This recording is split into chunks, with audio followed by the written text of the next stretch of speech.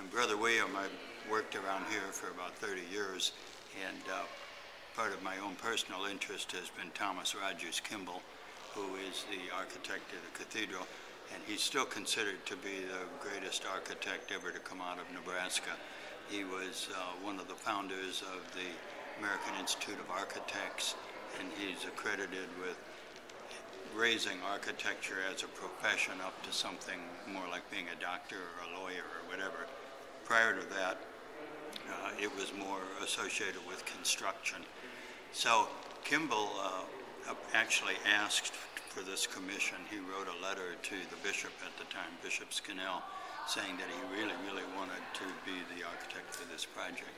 He was not Catholic, and he brought another gentleman named William Steele, who was also an architect but had Catholic background, to help with the liturgical aspects of the building.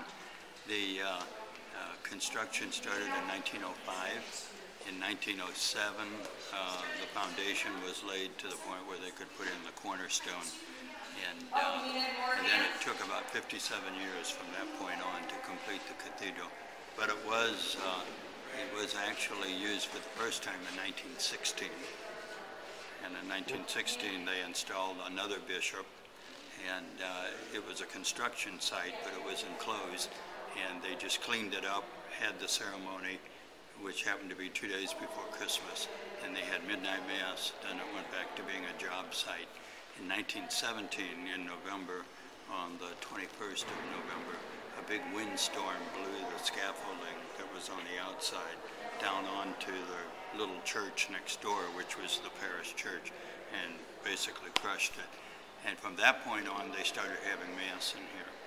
And so the cathedral's been in continuous use since the end of November 1917. The architecture is Spanish Renaissance Revival, and it gets its vocabulary from the Escorial in Spain, which is just northwest of Madrid, about 80 miles. And that was built by Philip II. And that's considered the kind of the apex of Spanish Renaissance architecture. So the elements that you find in that building, you can find in this building, with the exception of a dome. There is no dome.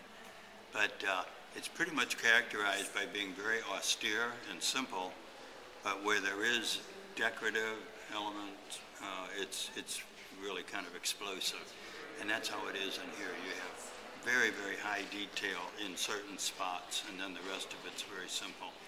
And that's kind of pretty much the way Spanish spirituality was at the time. So the building was kind of built and finished in fits and starts as they had the money. And then in 1959, it was considered finished enough to have the consecration. And that was the point at which they dedicated the church. And from that point on, it's considered a church and always a church and will never be anything else. So that's kind of the little short clip note version of what happened here. It has evolved. The design evolved several points along the way as the needs became apparent. And one of the obvious things was that the sanctuary used to be smaller, and they didn't move the walls, but the woodwork got moved back to the walls of the apse, and that made the altar area larger because the diocese was getting bigger, and they had bigger groups of priests to be ordained and things like that. The other thing was, at one time there was going to be a crypt under the altar where the bishops would be buried. That never was completed. The crypt is down there, but it was never finished out, and all the bishops are buried at Calvary Cemetery out on Center Street. So that's what I can tell you. Describe the organ, the new organ. The new organ. The new organ was first played. It was finished and first played in October of 2003. It took 5 years to build. When the previous organ, which had been put in place in 1918, over the years, because just natural use, weather and that sort of thing, they rebuilt it 2 different times, but they were just it just wore out, basically. And so in 1998, they hired a new choir director. And about 2 weeks after he was hired, they said, oh, by the way, we need a new organ. So that became the project that occupied him for the next 5 years. And the question arose from the start, what kind of organ should we have as the second organ? And there was a big debate because at the time there were all sorts of possibilities, but there wasn't anything that was unique. And so they met up with this fellow named Martin Pasi, P-A-S-I. He's out in Washington State, still alive. He was just here about a month ago because he really loves this organ. He said it made him famous, and it did. At any rate, so they decided that they would go against both the thinking and also the technology of the time, late 90s, and build what's called a dual temperament organ. This basically means two instruments in the same case. Up to that point, there were only 3 of those in the world. One at Stanford University in California and 2 over in Europe. So they actually made trips to look at organs, ones that had classic designs and classic sound, but also to see these dual temperaments, because they wanted something that was going to be unique and kind of a signature for St. Cecilia, patroness of music.